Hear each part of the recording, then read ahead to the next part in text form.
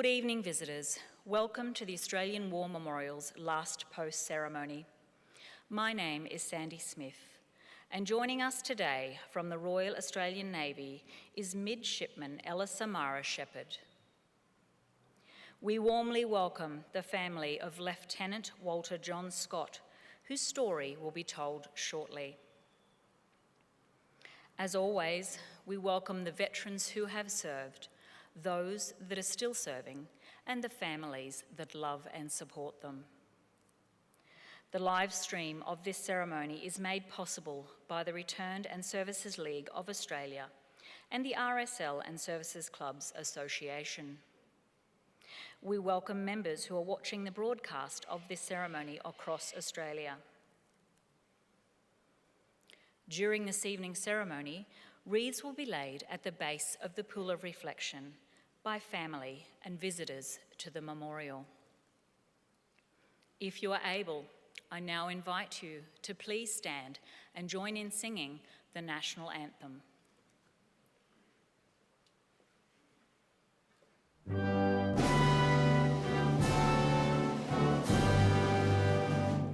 Australians, oh, let us rejoice, for we are one and free.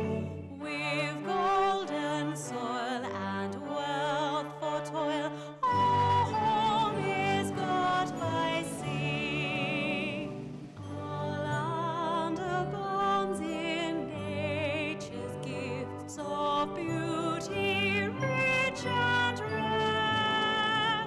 In history's page, let every stage advance Australia fair. In joyful strains, then let us sing, advance Australia fair.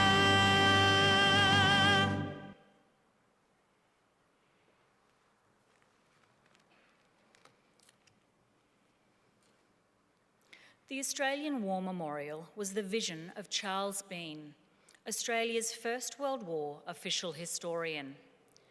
Bean landed with the Australian troops on Gallipoli and stayed with them at the front through to the end of the war.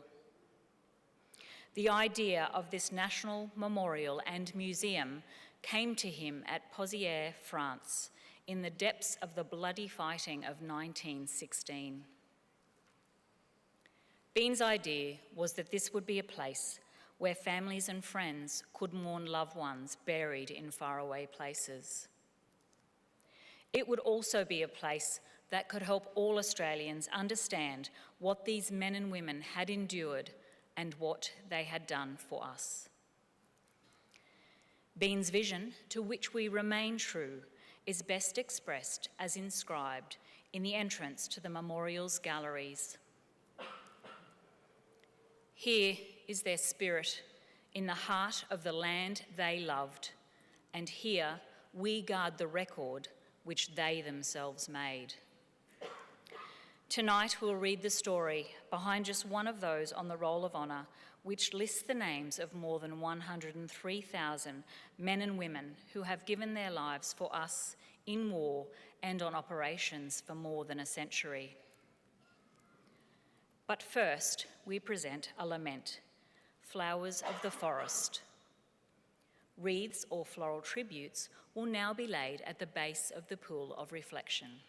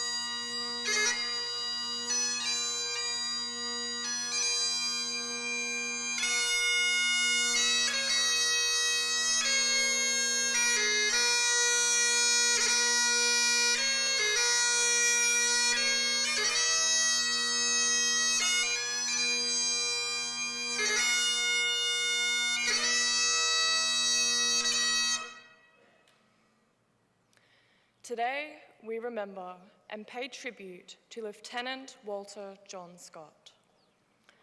Walter Scott was born on the 14th of April, 1904, in the coastal town of Warrnambool, Victoria. He was the eldest of 3 children born to James Francis Scott, a hairdresser, and his wife Anna. Walter attended a local school and later studied at Warrnambool Technical College. Afterwards, he gained employment as a mechanic while serving in the local militia alongside a number of close friends. In 1928, Walter married Doris Bolter. They went on to have 2 children together. When the Second World War broke out in 1939, Scott was working as an engineer and living with his family in the suburbs of Melbourne. Walter Scott enlisted in the 2nd Australian Imperial Force on the 15th of May, 1940, lowering his age to 34 and giving his occupation as a car salesman, likely in order to improve his chances of being accepted for service. After successfully enlisting, Scott was allocated to the 6th Division Australian Army Service Corps and commissioned to the rank of lieutenant. Scott was sent to a signal school where he remained for 2 months, rejoining his unit at the beginning of August 1940 and embarking for active service by the end of the month. Lieutenant Scott arrived in Palestine at the end of September and began further training. He spent a short period with his unit in November before returning to another training unit in mid-December 1940. In early 1941, Scott was detached to join the 2nd Field Regiment. At the end of March, he was sent to the 1st Australian Corps School of Signals with other men from his unit. He and his comrades remained at the school as Allied forces were moved to defend Greece from attacking Italian forces. After the German army began invading, the Greek army was overrun, leaving British, Australian, and New Zealand forces to stem the enemy's advance. The strength of the invasion proved too great, and by the 21st of April, it was decided that Allied forces must be evacuated. In Egypt, Allied ships were hastily prepared to leave for Greece as part of Operation Demon. Lieutenant Scott, who had been waiting deployment in a staging camp, was detailed to take part in the evacuation, assigned to the Dutch troop ship Slamat as a gunnery officer. Slamat departed Alexandria on the 24th of April, 1941, and reached Nafplion in Greece 2 days later.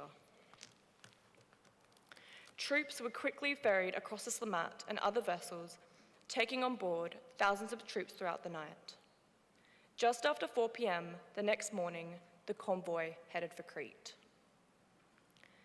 Despite having been ordered to depart with the rest of the ships, Slamat remained behind with some 500 men on board.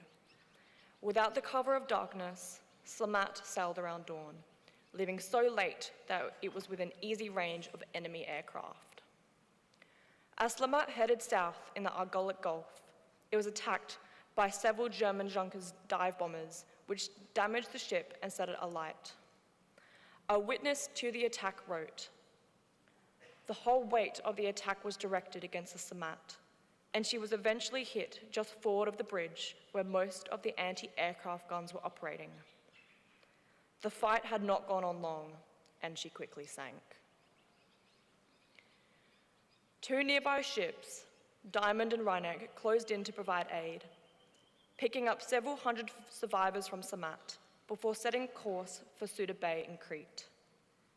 Not long into the journey, however, Diamond and Rheineck were attacked by German dive bombers and destroyed. Within a matter of hours, 3 ships had been sunk and almost 1,000 lives had been lost. Among the dead was Lieutenant Walter Scott, likely killed in action while manning anti-aircraft positions on deck during the initial attack on Slamat. Today, Lieutenant Walter Scott is commemorated on the Alamein Memorial in Egypt, alongside nearly 12,000 others who have no known grave.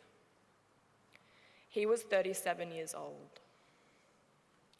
His name is listed on the Roll of Honour to my left, among almost 40,000 Australians who died while serving in the Second World War. His photograph is displayed today by the Pool of Reflection. This is but one of many stories of service and sacrifices told here at the Australian War Memorial. We now remember Lieutenant Walter John Scott, who gave his life for us, for our freedoms, and in hope of a better world.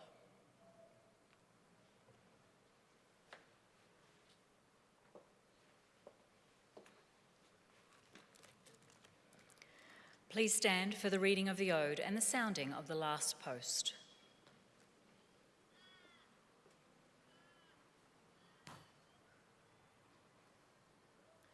Days shall grow not old, as we that are left grow old.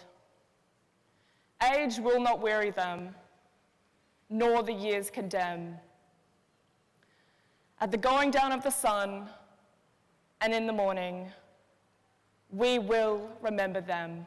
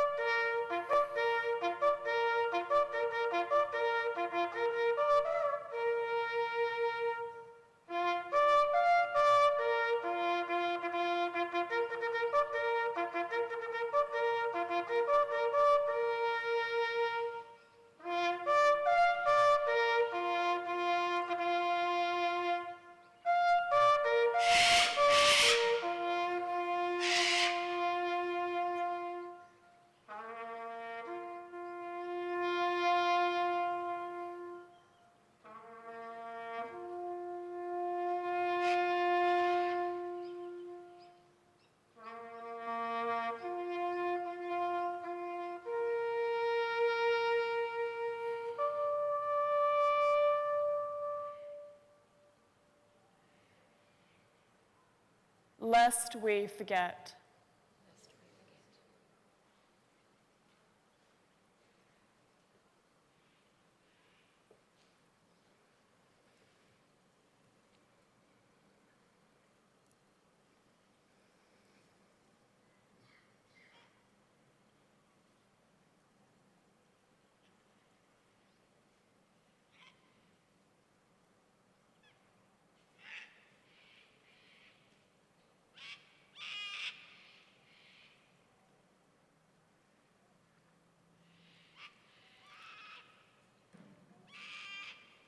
We leave you this evening with the words of the memorial's founder, Charles Bean.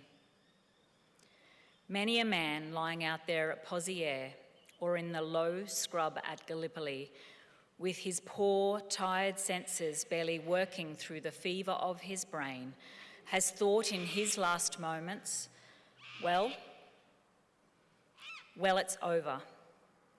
But in Australia, they will be proud of this.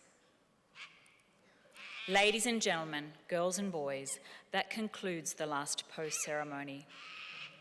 On behalf of the Director, staff and volunteers, thank you for visiting the Australian War Memorial today and for your continued support during the Memorial's development project. We wish you all a very pleasant evening. Thank you.